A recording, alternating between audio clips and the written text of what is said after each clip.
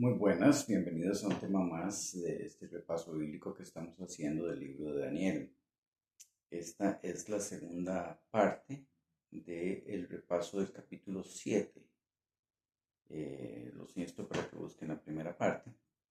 Y bueno, antes de entrar en el tema, vamos a pedirle dirección divina.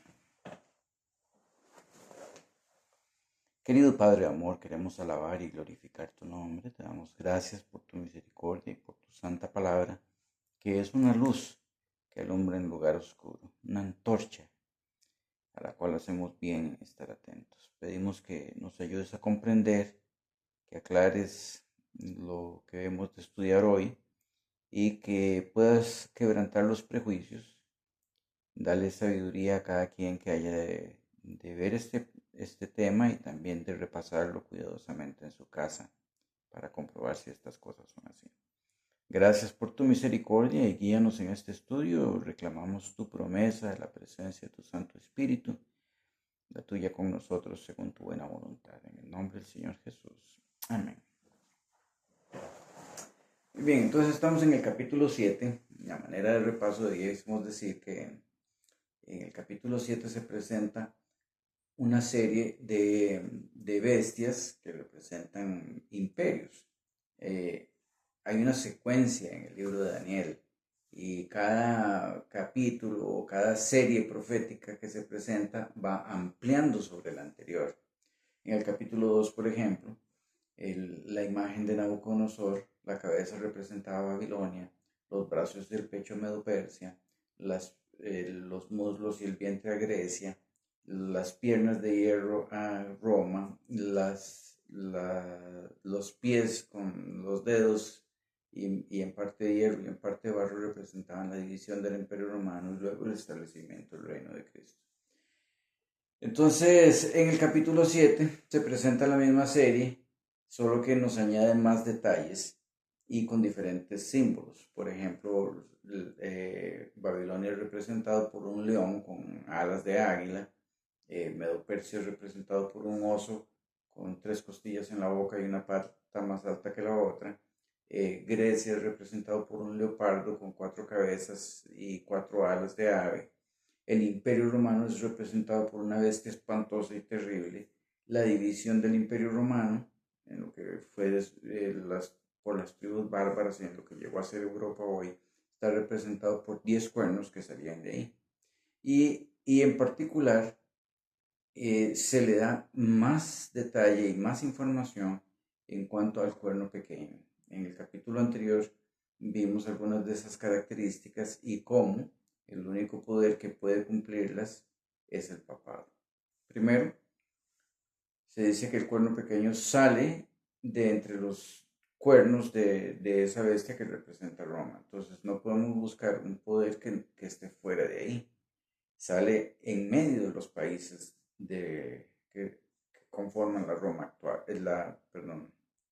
que conforman el Imperio Romano y que conforman hoy la Europa actual. Entonces, si hemos de buscar un lugar en donde saliera el cuerno pequeño, tiene que ser ahí en medio de los países de Europa. Segundo, dice que cuando saldría 3 de esos cuernos caerían. Y hemos visto que conforme la historia, los vándalos, los erulos y los ostrogodos fueron esos 3 imperios que cayeron, precisamente los ostrogodos en el año 538. Por eso se toma como inicio de la autoridad papal, aunque ya había existido anteriormente, pero no con la autoridad que se le dio en ese entonces. Justiniano, el emperador de la Roma oriental, ¿verdad? Que está en Constantinopla, lo nombró sumo pontífice, título que se le daba al emperador romano. Y eso es muy significativo, ¿verdad? Porque en Apocalipsis 13, que nos habla acerca de estas mismas cosas, dice que la bestia le dio su autoridad, el dragón le dio su autoridad y su asiento. Ese dragón representa no solo al diablo, sino al imperio romano, que le da su asiento en lo que fuera la capital romana, en Roma, ¿verdad? Había quedado, por así decirlo, vacante el puesto, porque ahora la capital se encontraba en Constantinopla, y se sienta ahí entonces el obispo de Roma como el máximo pontífice, el sumo pontífice, que era el título del emperador romano. Muy significativo.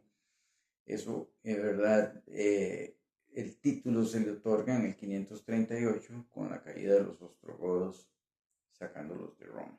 Entonces, es muy significativo eso porque cumple, ¿verdad?, a cabalidad el detalle de la profecía. Dice que haría guerra contra los santos y los vencería, y hemos conversado, ¿verdad? Y para cualquiera que quiera investigarlo, nada más ver la historia. Durante más de 1260 años, que es el periodo precisamente que se le dio al cuerno pequeño para que actuase, eh, es responsable de la muerte de más de 50 millones de personas. Algunos dicen que es mucho más, pero ¿verdad?, la iglesia eh, romana es responsable de la muerte de más de 50 millones de personas, muchos por el simple delito de no creer lo que ellos enseñaban, o de querer traducir la Biblia al idioma del pueblo, o de querer aún tener cantos o cosas así. Entonces, es interesante, ¿verdad?, porque cumple a cabalidad lo que se expresa aquí. Vamos a tomarlo aquí en el capítulo 7 a partir del versículo 21. Este es, bueno, del 19 para coger el contexto. Sí, capítulo 7 de Daniel, versículo 19. Entonces tuve deseo de saber la verdad acerca de la cuarta bestia, que era tan diferente de todas las otras, espantosa en gran manera, y que tenía dientes de hierro y uñas de bronce, que devoraba y desmenuzaba y las obras hollaba con sus pies. Hemos dicho que representaba el Imperio Romano, ¿verdad? Asimismo, acerca de los 10 cuernos que tenía en su cabeza, y del otro que le había salido, delante del cual habían caído 3. Y este mismo cuerno tenía ojos, o sea, este cuerno pequeño se representa como un individuo, y boca que hablaba grandes cosas. En la descripción que hace en Apocalipsis 13, esas grandes cosas dice que son blasfemias. Quiero leerles aquí un par de, de cuestiones históricas. Esto está, déjame ver,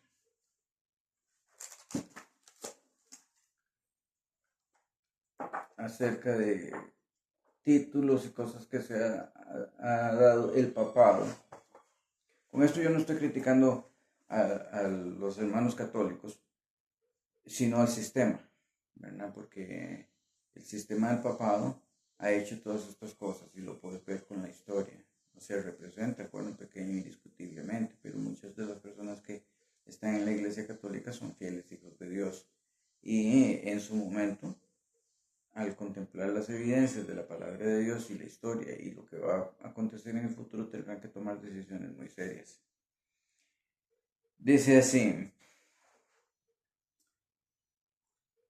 aquí hay una nota, dice: los siguientes extractos de obras de autoridad, la mayoría de ellas de escritores católicos romanos, indican cuán ampliamente ha hecho esto el papado. ¿A qué se refiere aquí? Está citando a Pablo cuando habla acerca del hombre de pecado. Hemos mencionado que cuando se habla del cuerno pequeño, del hombre de pecado, de la bestia de Apocalipsis 13, la primera bestia, de Babilonia, estamos hablando acerca del mismo poder que es representado por el papá, que representa el papá. Dice así, estos son citas de autores católicos: todos los nombres que en la escritura se aplican a Cristo, en virtud de los cuales se reconoce su supremacía sobre la iglesia, se aplican también al Papa.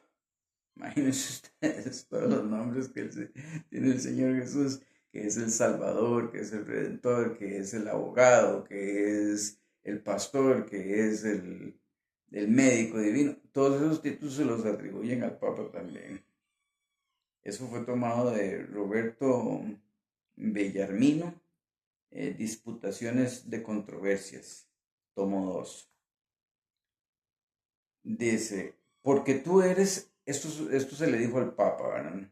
Porque tú eres el pastor tú eres el médico, tú eres el director, tú eres el labrador. Finalmente, tú eres otro Dios en la tierra. Imagínense ustedes decir eso de una persona.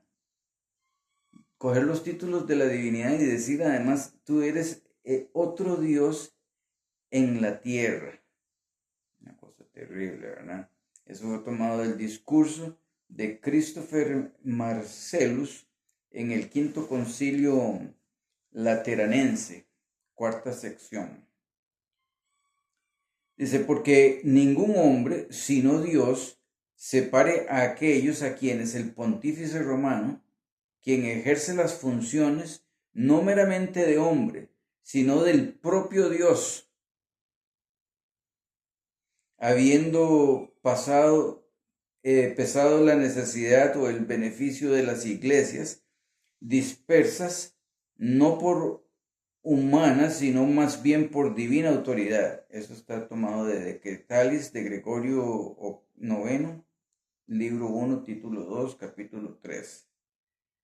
Y ahí tienen otras referencias de los libros estos. El Papa es el juez supremo de la ley o de la tierra.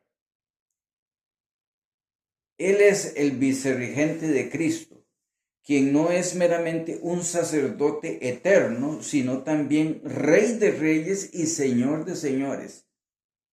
Imagínense decir eso de una persona, que es el Rey de reyes y Señor de señores.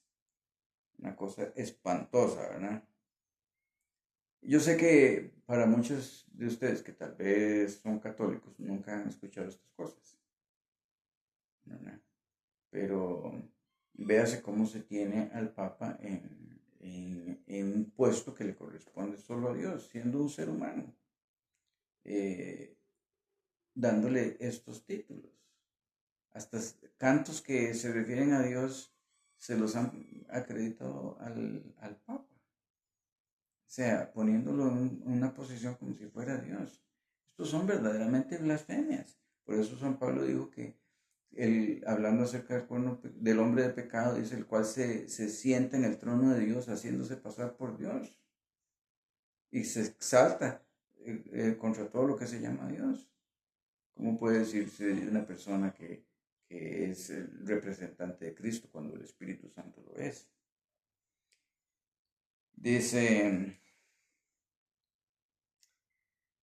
Cristo confió su oficio al sumo pontífice, pero al poner en el cielo y en la tierra ha sido dado el poder del cielo y la tierra ha sido dado a Cristo. Por lo tanto, el sumo pontífice, que es su vicario, tendrá este poder. O sea, que el poder que se le dio a Cristo lo tiene el Papa, según lo que ellos mismos dicen. Por tanto, el Papa está coronado con una triple corona como Rey del cielo y de la tierra y de las regiones inferiores. Las regiones inferiores es una traducción de infermorum, de donde viene infierno.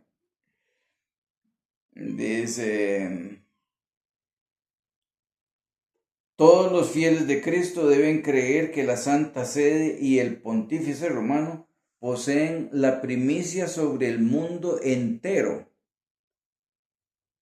y que el Pontífice Romano es el sucesor del bienaventurado Pedro, príncipe de los apóstoles, y es verdadero vicario de Cristo y cabeza de toda la iglesia.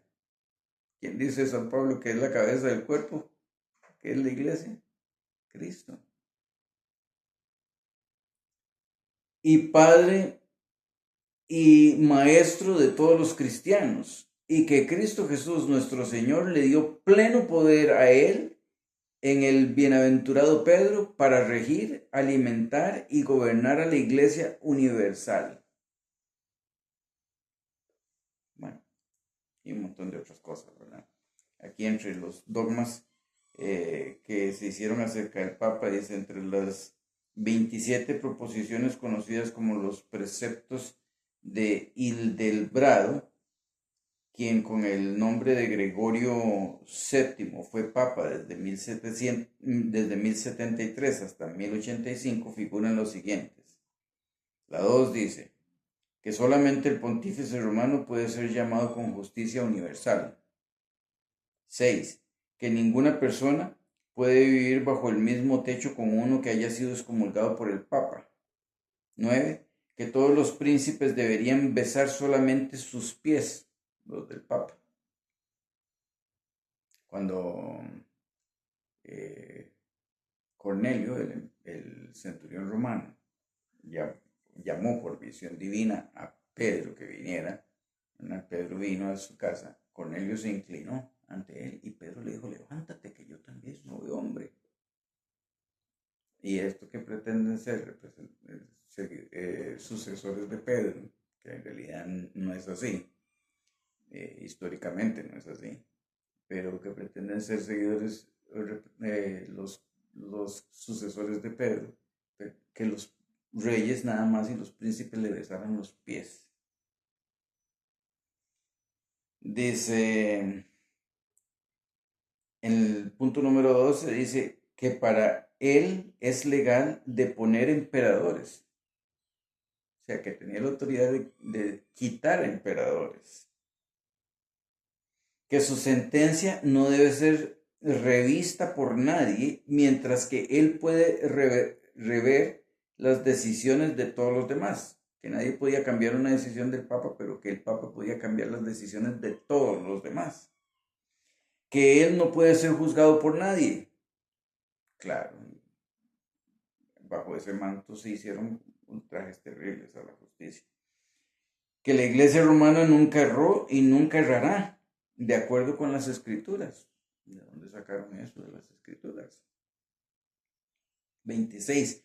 Que ninguno que no esté de acuerdo con la Iglesia romana puede ser considerado católico. 27. Que él puede absolver a los súbditos de su obediencia a gobernadores injustos. Puede perdonarle los pecados a la gente, básicamente. O sea, montones de cosas que en realidad son blasfemias. Y esto es una cosa pequeña de todas las cosas que se han dicho, ¿verdad?, acerca del Papa. Entonces, vemos que sí hablaba grandes cosas y blasfemias. Dicen, estamos en el capítulo 7. Dice así mismo acerca de los 10 cuernos que tenía en la cabeza, versículo 20. Y del otro cuerno que había salido delante del cual habían caído 3, ya vimos que son los vándalos y los ostrogodos, que este mismo cuerno tenía ojos y boca, que hablaba grandes cosas, y esas grandes cosas son blasfemias, según Apocalipsis 13, que menciona acerca de este mismo poder. Y parecía más grande que sus compañeros, salió pequeño, pero después controló sobre todo la cristiandad, como se le llamó. Y veía que este cuerno hacía guerra contra los santos y los vencía.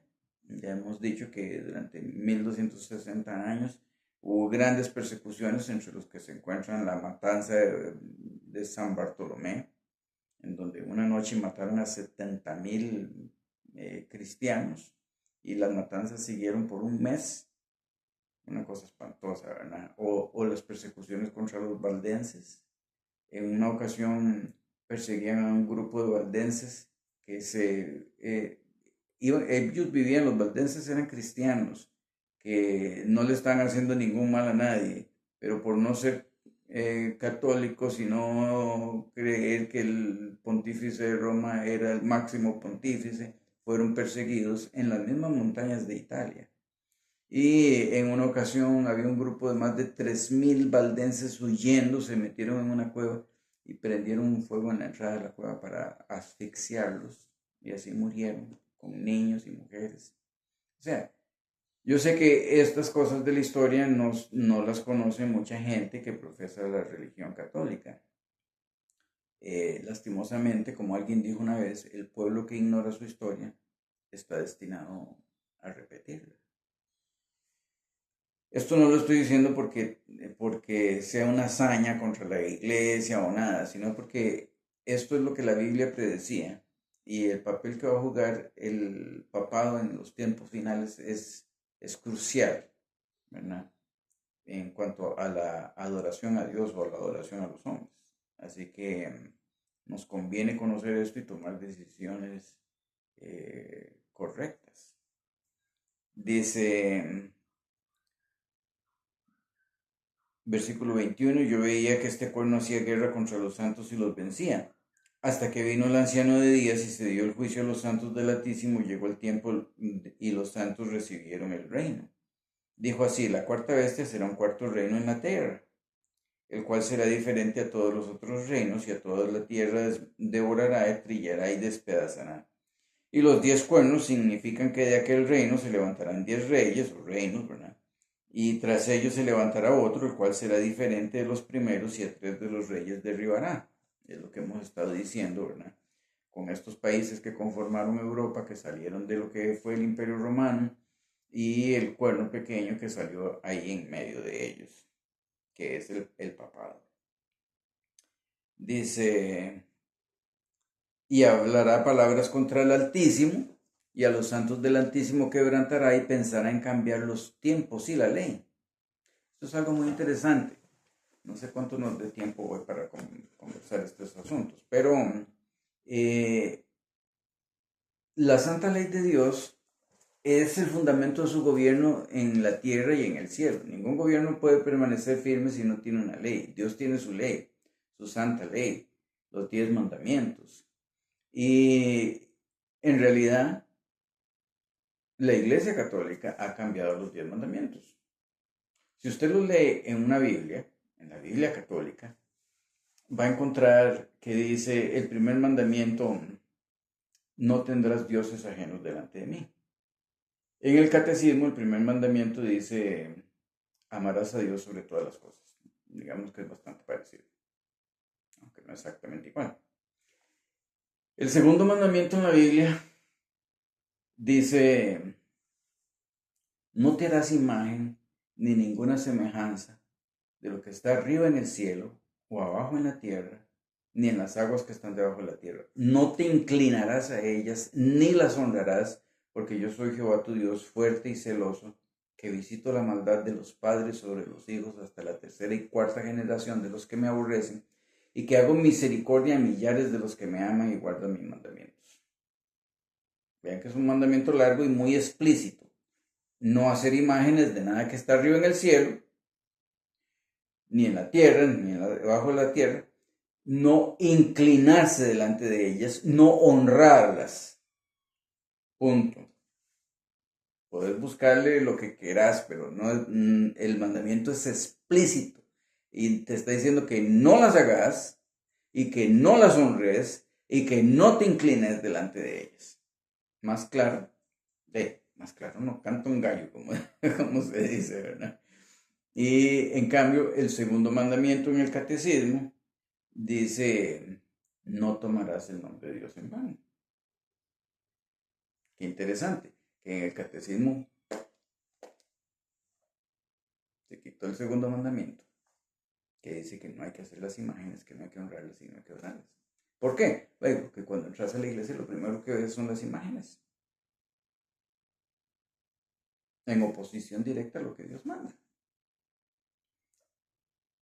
Entonces, como se quitó el segundo mandamiento, que es no hacer imágenes, el que estaba de tercero quedó de segundo en el catecismo. Porque el tercer mandamiento en la Biblia dice, no tomarás el nombre de Jehová tu Dios en vano, porque no dará por inocente Jehová al que tomare su nombre en vano. Ve qué interesante, lo que es el tercer mandamiento quedó de segundo en el catecismo, porque quitaron el segundo. Después es interesante que el tercer mandamiento en el catecismo dice, santificarás las fiestas. ¿Qué fiestas son esas? ¿Será la fiesta de San Pedro, de San Pablo? ¿La fiesta de todos los santos? ¿Cuál fiesta será?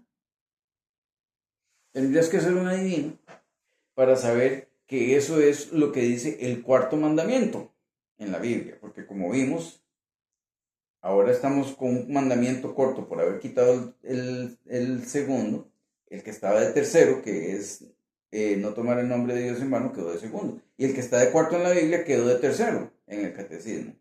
Y en el catecismo dice santificar a las fiestas. Pero tendrías que ser un adivino para saber qué fiestas son esas. El cuarto mandamiento en la Biblia dice, acuérdate del día de sábado para santificarlo.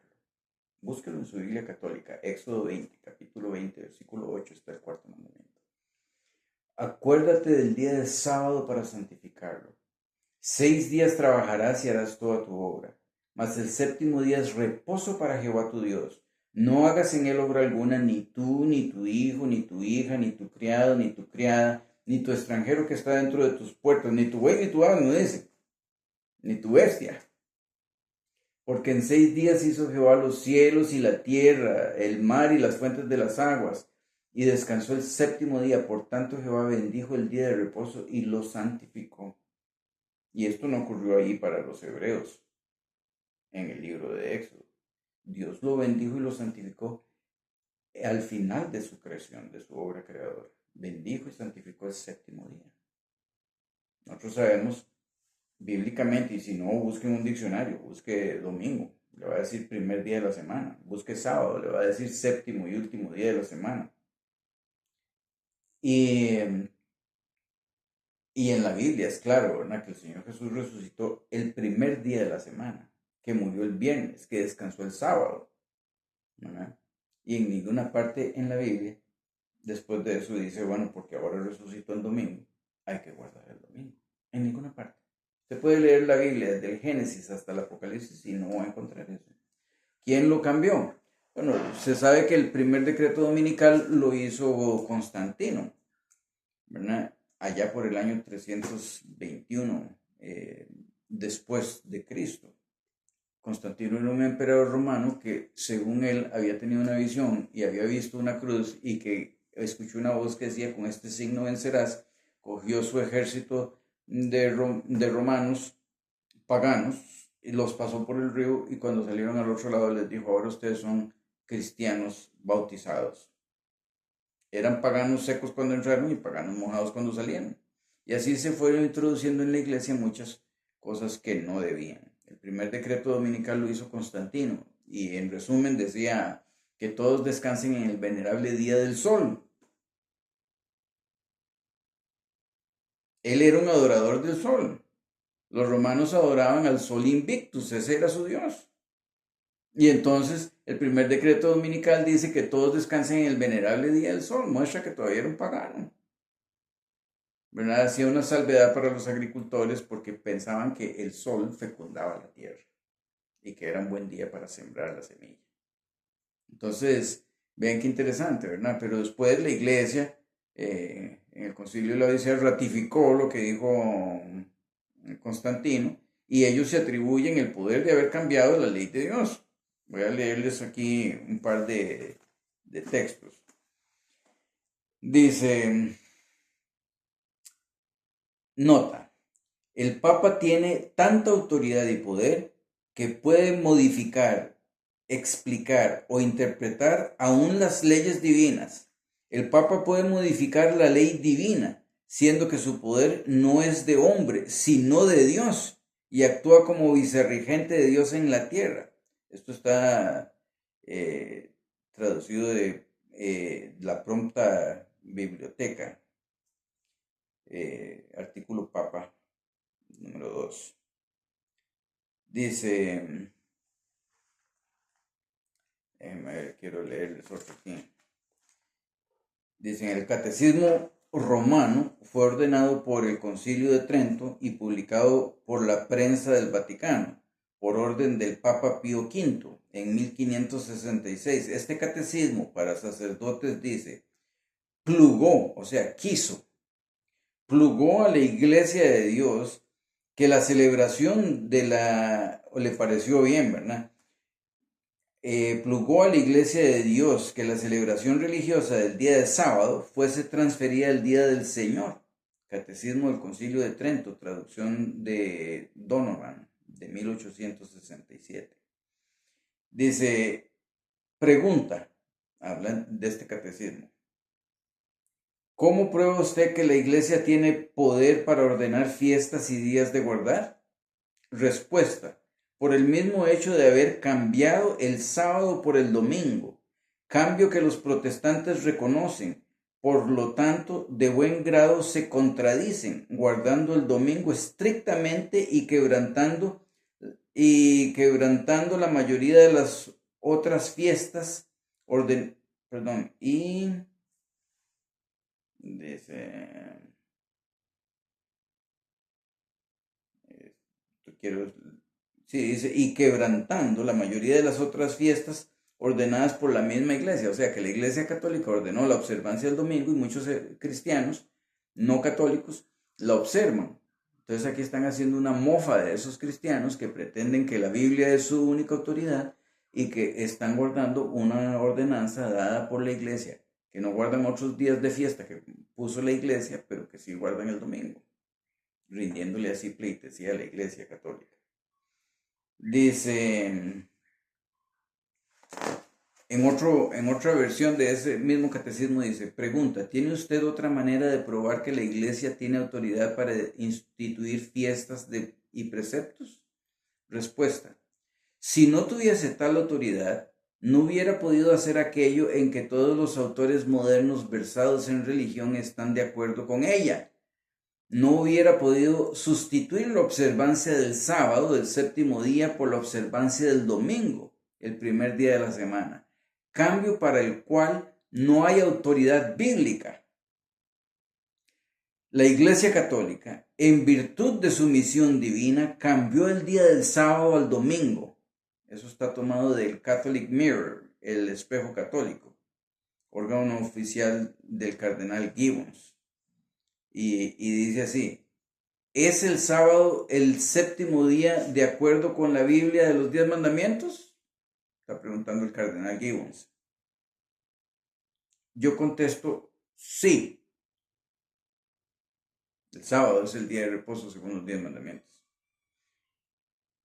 El domingo, el primer día de la semana, es el domingo el primer día de la semana y cambió la iglesia el séptimo día sábado por el domingo el primer día.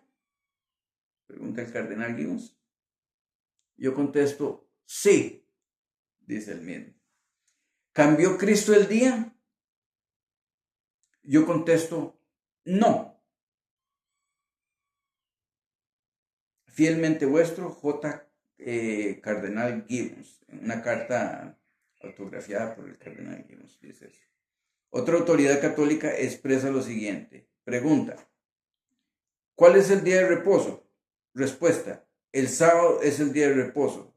Pregunta, ¿por qué observamos nosotros el domingo en lugar del sábado? Respuesta, observamos el domingo en lugar del sábado porque la Iglesia Católica transfirió la solemnidad del sábado al domingo. Esto está Pedro Guillernan en el Catecismo de los Conversos. Doctrina del Catecismo de los Conversos. Bueno, yo creo que con estos textos es suficiente para hacer el punto. La Biblia predecía, pensará en cambiar los tiempos y la ley. El único mandamiento que habla de tiempo en la ley de Dios es el sábado, instituido por Dios desde el Génesis y ratificado en los 10 mandamientos donde Dios dijo, acuérdate del día de sábado para santificarlo. Precisamente el mandamiento que decía, acuérdate, fue cambiado y olvidado. Y cambiado la autoridad que Dios puso sobre su sábado. ¿Quién puede cambiar la ley de Dios? Es la ley de Dios. Son los mandamientos de la ley de Dios. ¿Tiene un hombre el poder de cambiar los mandamientos de la ley de Dios o una iglesia? En ninguna manera. Por eso la Biblia dice, pensará en cambiar los tiempos y la ley. Para ellos pensarán que lo hicieron, pero para Dios no ha cambiado. El Señor Jesús dijo, no penséis que he venido a cambiar la ley o abrogar la ley de los profetas. No he venido para abrogar, sino para cumplir. Porque de cierto os digo que hasta que pasen el cielo y la tierra, ni una jota, ni una tilde pasará de la ley. Ni lo más pequeñito va a pasar de la ley hasta que todo acontezca. Pregunta, ahora hago yo la pregunta, ¿ha pasado ya el cielo y la tierra?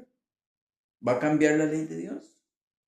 Imagínense ustedes que en Isaías 66 dice, así como el cielo nuevo y la tierra nueva permanecerán delante de mí, ¿verdad? Vendrán toda carne, y dice, será que de mes en mes y de sábado en sábado vendrá toda carne a adorar delante de mí. O sea, cuando Dios instituya la tierra nueva, el cielo nuevo, todavía se va a observar el sábado.